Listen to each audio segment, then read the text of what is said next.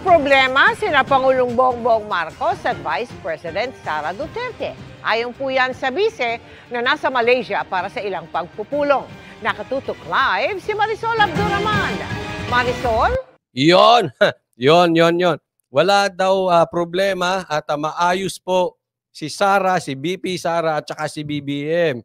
Pero, tuloy, andyan ang problema sa pero.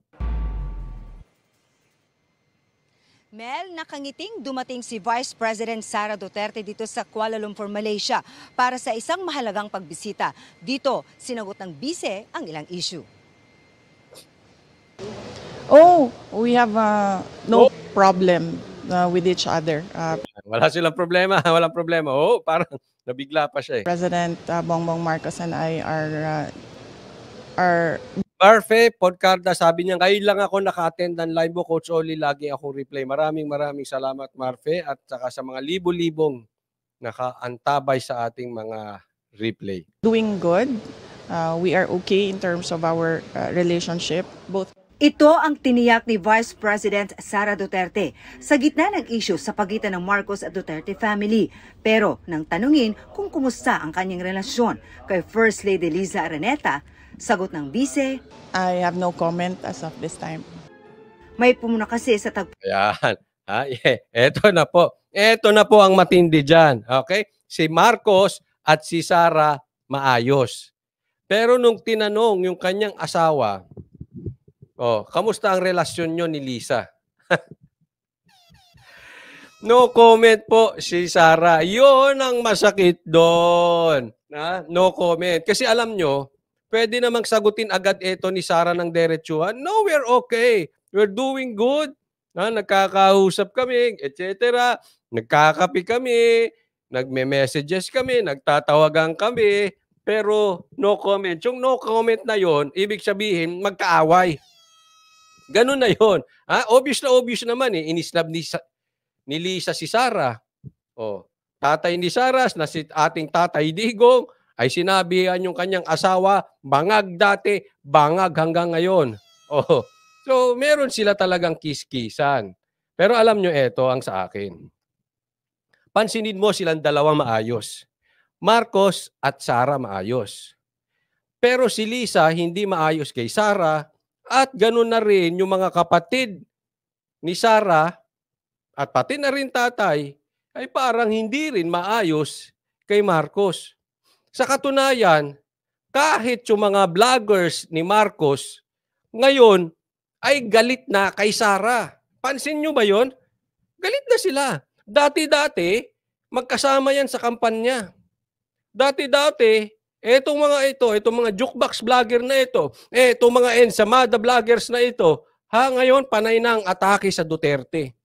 Hindi lang kay Tatay Digong, pati kay Sara panay na atake. Hindi nyo ba napo na yon? Well, ganun din naman. Ang mga Duterte ay ayaw na rin kay Marcos. Hindi, kami naman kasi talaga ayaw na namin kay Marcos dati pa eh. Pero yung mga dating nabola at dinala kayo sa kabudulan, ngayon ay ayaw na rin kay Marcos. Naiintindihan nyo? So, parang ganito po ang nangyayari. Isipin nyong mabuti. Yung dalawang kampo ayaw doon sa kabilang kampo. Intindihan nyo? Bawat isa. Kampo ni Marcos, ayaw kay Sara. Ayaw sa Duterte. Pansin nyo naman di ba?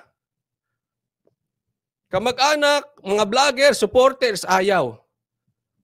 Kampo ni Sara, ayaw din kay Marcos. It's very obvious. Tama po ba o tamang-tama tayo? Yun ang problema. Tapos silang dalawa maayos. Nako, ewan ko lang. Hindi natin alam kung yung ayos ni Sara at ni Marcos ay may katotohanan. Or plastikan lang. Di ba? Yun eh. Yun yung isang posibleng katotohanan. Nagpaplastikan lang tong dalawang to. Or punta naman tayo dun sa kabilang dulo. Talaga namang maayos si Marcos, si BBM at saka si Sara. Hindi Nagsasabi sila ng totoo at hindi kaplastikan. Pero kung hindi kaplastikan yan, dapat ayusin nila. Di ba? Iisipin nyo, hindi healthy yan. Parehas kampo, ayaw sa bawat isa. Ayaw sa kabilang kampo. Kampo dito, ayaw sa kabilang kampo. Kampo dito, ayaw sa kabilang kampo. It is not healthy. Hindi yan unity team. Kung kayo lang dalawa ang nagkakasundo, ibig sabihin, may problema. Ibig sabihin, may problema sa leadership nyong parehas. Di ba? Kasi baka mamaya, let's assume, totoo yan, hindi nyo sinasalubong yung problema. May problema, tinatakbuhan ninyo at hinahayaan nyo na lang yung mga nakapaligid na solusyonan ang kanilang sariling problema. Again, hindi healthy. Or, isa pa yan, kaplastikan nga. Kunwari, okay kayo, hayaan nyo na lang yung kampo ninyo atakihin yung kabilang kampo. Which is nangyayari ngayon. Atakihan parehas na kampo. Hindi nyo ba napupuna yan? O, sabi dito ni Sestina, Coach Oli, nakikipaglaro sa politika si BP Sara. Yan ang taktika niya. O kaya, sunod sa Agus muna. May punto, tama naman. May punto rin yan kasi Vice President siya.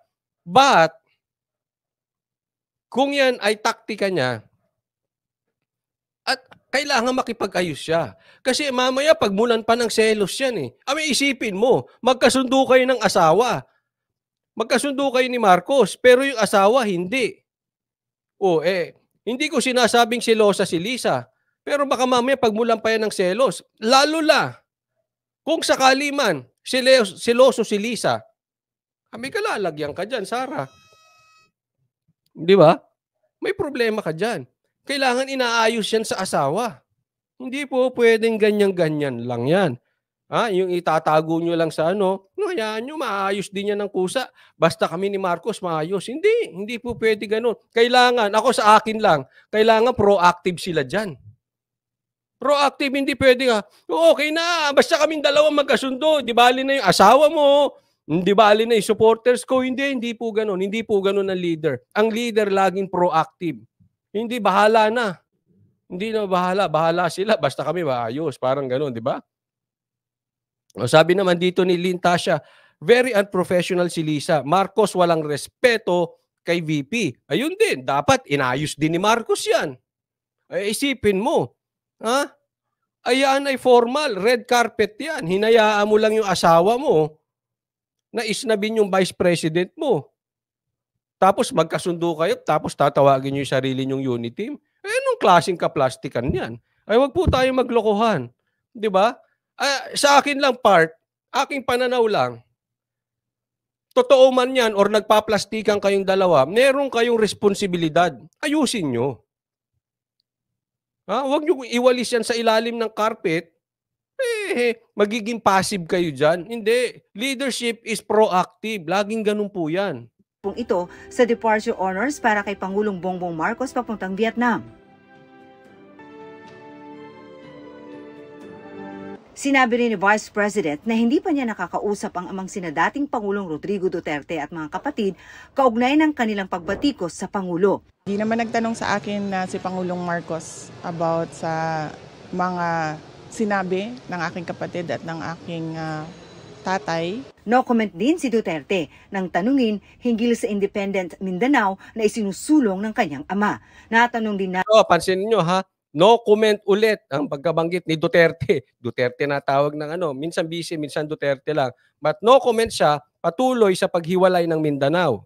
Okay namin ang bise sa kanyang sinabi na tatakbo siya sa eleksyon. Pero kung kailan at kung anong posisyon, sagot niya, ang politika parang buhay lang yan, hindi mo alam kung anong mangyayari bukas.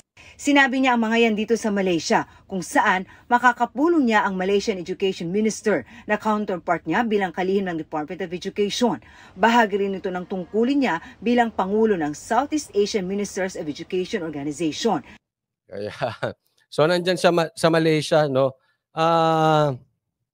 marami pong no comment na sinasabi, Ito ngayon si Sara. Ito ay pag-usapan natin. Pero basahin natin to. Jeb Rivera, malapit nang mabuwag yan, coach, dahil sa style ni Lisa, mukhang siyang umaatake dyan. Sala sa init, sala sa lamig. Her tactics of VP Sara speaks from itself. Oh. Mukhang gusto ni BBM yan na ganyan silang plastikan in the sense of madami nakakapansin at the end, pangit ang pakitungo. Yan po yung tinitingnan natin. Ha? Hindi natin alam, kung alam nitong dalawa, yan ang talagang taktika ng buong kampo nila. Sila mismo, si Sara at saka si BBM, taktika nila, plastikan, pagdating sa 2027, 2028, coming the presidential election, doon sila magbabanatan. Or, kung talagang ipapahuhuli yung tatay niya na si Tatay Digong, papahuli sa ICC at pati siya ay pahuhuli, baka dyan na umalma si Sara. We don't know kung anong style ni VP Sara. Kaya lang sa isang banda, alam nyo po, inuunawa ko po si Sara. Kasi vice president siya. Hindi siya puro pwedeng negatibo kasi magmumukha siyang bitter at the same time, magmumukha siyang parang si Leni Robredo, kontra ng kontra.